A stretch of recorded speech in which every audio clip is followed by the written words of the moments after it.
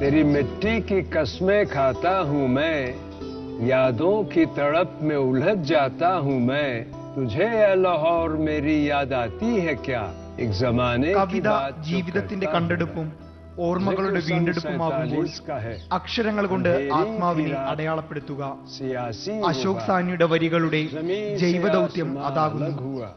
ആമുഖങ്ങളുടെ ആലങ്കാരികതകൾ അടർത്തിമാറ്റിയാൽ ഇന്നലകളുടെ നനവുവീണ നടവഴിയിലൂടെയുള്ള ഒരു യാത്രയാണ് ഈ കവിയും കവിതകളും. ഒരുപാട് ഇരുട്ടും ഒരൽപ്പം വെളിച്ചവും, വലിയ തോൽവികളും കൊച്ചു കൊച്ചു ജയങ്ങളും, കണ്ണീരിൻ്റെ ഉപ്പുകലർന്ന മധുരവും, മനുഷ്യന്റെ നിസ്സാരതയും നിസ്സഹായതയും ഈ വരികളിലൂടെ മനസ്സുകൊണ്ട് നമുക്ക് തൊട്ടെടുക്കാം.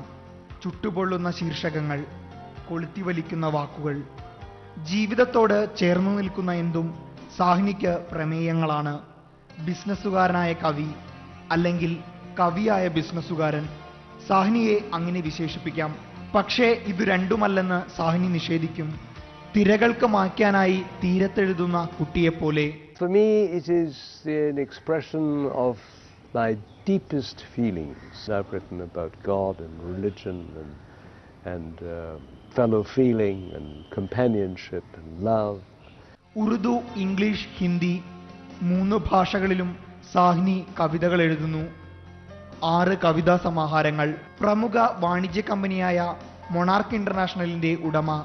അക്കങ്ങളുടെ കൂട്ടിക്കിഴിക്കലുകൾക്കിടയിലും അക്ഷരങ്ങളുടെ ഈണപ്പൊരുത്തം. അനുഭവങ്ങൾ കവിതയുടെ ആത്മാവാകുമ്പോൾ സംഗീതം ശരീരമാകുന്നുവെന്ന് സാഹ്നിയുടെ കാവ്യവീക്ഷണം. For me, poetry should have some melody also, okay, so that you can sing it nicely or recite it nicely. ബന്ധങ്ങളും വൈകാരികതയും നിറഞ്ഞ ആദ്യ കവിതാ പുസ്തകം to have loved as time goes by എന്ന സമാഹാരത്തിലെത്തുമ്പോൾ ചിന്തകൾക്ക് ദാർശനികതയുടെ കാവ്യമാനം.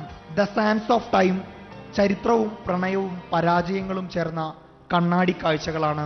ഫ്രൂട്ട് സാലാഡിന് കുട്ടിക്കവിതകളുടെ മാധുര്യം. കറുപ്പും വെളുപ്പും കലർന്ന കളങ്ങളിലെ വിധിയുടെ കരുനീക്കങ്ങൾ ചെക്കർ ബോർഡിനെ ആഴമുള്ളതാക്കുന്നു. ഒടുവിലായി the tyranny of truth. Urdu സാഹിത്യ സംസ്കൃതിയുടെ സമ്പന്നത സാഹ്നിയുടെ കാവ്യബിംബങ്ങൾക്ക് തിളക്കം പകരുന്നു. ഓർത്തു ചൊല്ലുന്തോറും അർത്ഥമേറുന്ന ചേർത്തുവെച്ച ഈരടികൾ. 1937 ലാഹോറിൽ ജനനം. അച്ഛനും മുത്തച്ഛനും പ്രശസ്ത ന്യായാധിപന്മാർ. സ്വപ്നങ്ങളും സങ്കടങ്ങളും നൽകി 1947 സ്വാതന്ത്ര്യ സൂര്യനുദിച്ചപ്പോൾ അനാഥമാക്കപ്പെട്ട ജീവിതങ്ങളിൽ സാഹ്നിയുടേതും. സ്വത്തുക്കൾ കൊള്ളയടിക്കപ്പെട്ടു. ബന്ധുക്കൾ കലാപങ്ങളിൽ പൊലിഞ്ഞുപോയി. ഒടുവിൽ പലായനങ്ങളുടെ മനുഷ്യനദി പിന്നിട്ട് ഇന്ത്യയിലെത്തി. അച്ഛനും അമ്മയും പാകിസ്ഥാനിൽ. രക്തബന്ധങ്ങൾക്കിടയിൽ ഉയർന്നുവന്ന മുൾവേലി. ഓർക്കാൻ ഒരിക്കലും ഇഷ്ടപ്പെടാത്തതായിരുന്നു ആ നാളുകളെന്ന് Sahni. Partition was a rude shock for us because nobody in Lahore expected Lahore to go to Pakistan, because Lahore was supposed to be the heart of India. Well, when it didn't happen, things changed dramatically for us, and it changed for us in a sad kind of way. ദില്ലിയിലെ modern സ്കൂളിലും saint Stephen's കോളേജിലും വിദ്യാഭ്യാസം. വീണ്ടും ഒരൊന്നുമില്ലായ്മയിൽ നിന്നായിരുന്നു സ്വപ്നങ്ങൾ കാണാൻ പഠിച്ചത്. ദില്ലിയുടെ രാജവീതികളിലൂടെ സൈക്കിളിൽ കിലോമീറ്ററുകളും യൗവനവും താണ്ടിയ സാഹ്നി ഉയർച്ചയുടെ പടവുകൾ കയറി. ജീവിതത്തിനുമുണ്ട് ആ കവിതകളുടെ തിളക്കം. Why did this happen to me? I never questioned that.